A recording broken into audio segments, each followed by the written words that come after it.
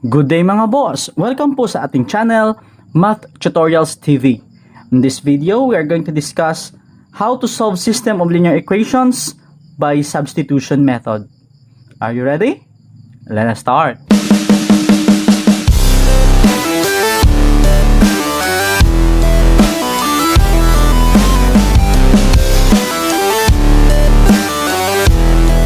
So we have here a problem. Solve the system 2x plus y equals 12, 3x minus y equals 3 by substitution method.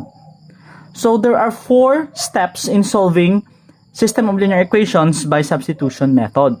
First, we are going to solve for one variable in terms of the other variable in one of the given equations. If one of the equations already gives the value of one variable, you may proceed to the next step. So, yung gagawin natin mga boss is pipili lang tayo ng isang equation sa dalawang given equations sa ating given, and then isosolve natin yung isang variable in terms of the other variable. So, mas mainam kung marunong kayong pumili ng variable na mas madaling isolve. Okay? So, in this particular example, mas madaling gamitin yung first equation. Okay? So, you have here 2x plus y equals 12. Okay? So, we are going to solve for y in terms of x. Okay? We can also solve for x in terms of y. Pero mas madali na lang mga boss pag sinolve natin yung y in terms of x. Okay? So, yung y yung ititira natin sa left side of the equation. So, magiging y equals, so ilipat natin yung 2x, magiging negative 2x plus 12. So, this is step number 1 mga boss.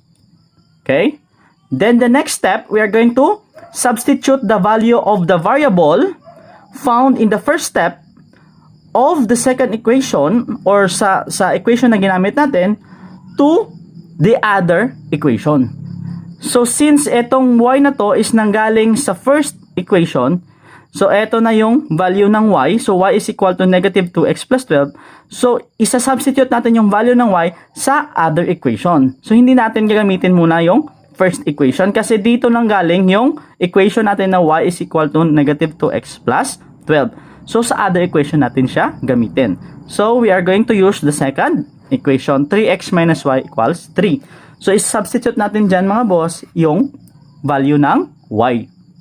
Okay, so we have now 3x minus, so our y is negative 2x plus 12 equals 3.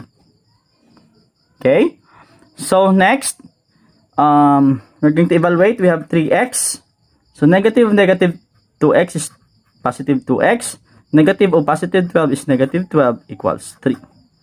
Okay, then we're going to combine similar terms. Yung lahat ng may variable, ititira natin sa left side of the equation at yung constant is ililipat natin or ilalagay natin sa right side of the equation. So, we have here 3x plus 2x equals, so ilipat natin yung negative 12 sa kabilang side because negative 12 is a constant, magiging plus 12.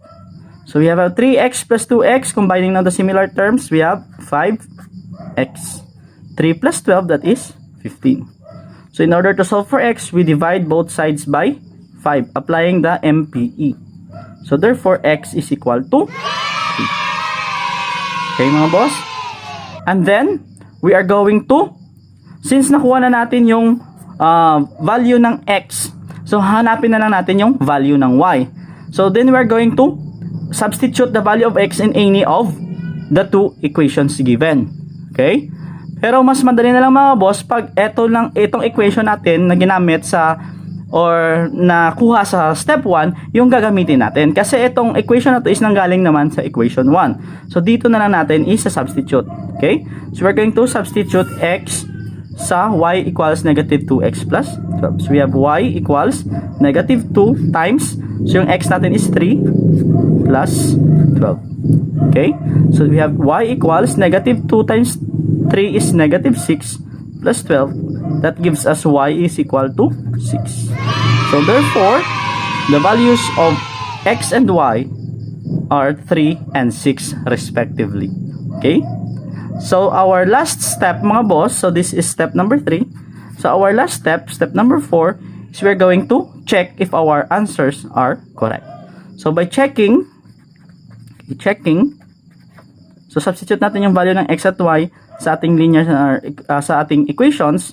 So we have first sa unang equation 2 times 3 plus 6 equals 12. So 2 times 3 is 6 plus 6 equals 12. So 6 plus 6 is 12 equals 12. So tama mga boss. How about sa second equation? So we have here 3 times our x is 3 minus y is 6 equals 3.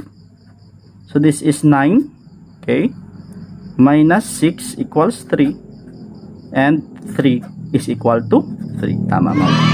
So therefore, tama mga boss yung sagot natin na ang x is equal to 3 and y is equal to 6. Okay, another equation mga boss, we're going to solve the system 4w plus 5z equals 6, 6w minus 7z equals negative 20 by substitution method. So step 1, we're going to solve one variable in terms of the other variable in one of the equations. So pipili lang tayo mga boss sa dalawang equations. So yung gagamitin ko mga boss is the first equation. And I'm going to solve for z in terms of w. So we have here 4w plus 5z equals 6. So ititira ko sa left side mga boss is yung z. So we have here 5z equals, okay, negative 4w plus 6. Then we divide both sides by 5. Then z is equal to negative 4/5 w plus 6 over 5. Okay. Then, step 2 mga boss, we are going to substitute the value of z to the other equation. Since ito nanggaling sa first equation natin, so gagamitin natin ito, i-substitute natin yung value ng z sa second equation. So we have now 6w minus 7 times, okay, negative 4/5 w plus 6/5, okay, equals negative 20. So this is equal to 6w positive, so negative 7 times negative 4/5 w, that is positive 28 over 5 w minus negative 7 times positive 6 over 5 is negative or minus 42 over 5 equals negative 20.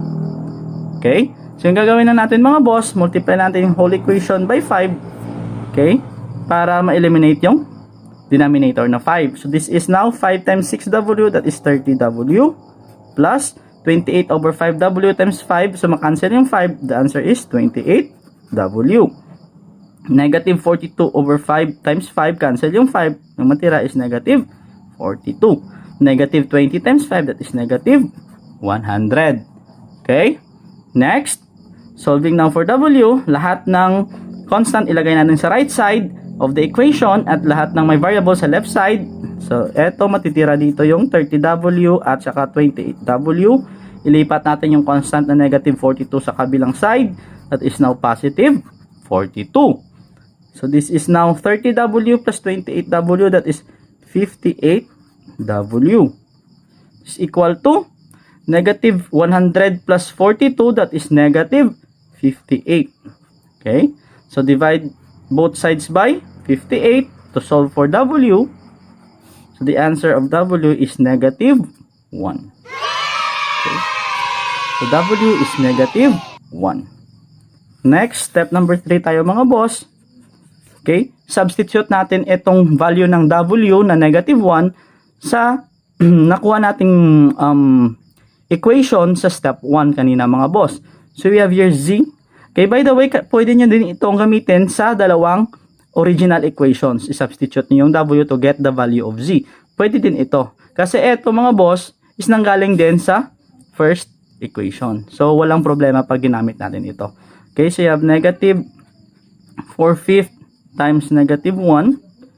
Okay, plus 6 over 5. That is equal to, this is positive 4/5 plus 6 over 5. So 4, since this is a similar fraction, so add na lang natin, 4 plus 6 is 10 over 5. So that gives us z equals So therefore, the value is z is equal to 2. Then step number 4, we're going to check. Okay? So we substitute w and 2, negative 1 and 2 sa original equation. So 4 times. So our w is negative 1 plus 5 times 2 equals 6. Okay? So this is negative 4 plus 10 equals 6. So negative 4 plus 10 is 6 equals 6. That is correct. Okay? Second equation, we have 6 times our w is negative 1 minus 7 times z is 2 equals negative 20.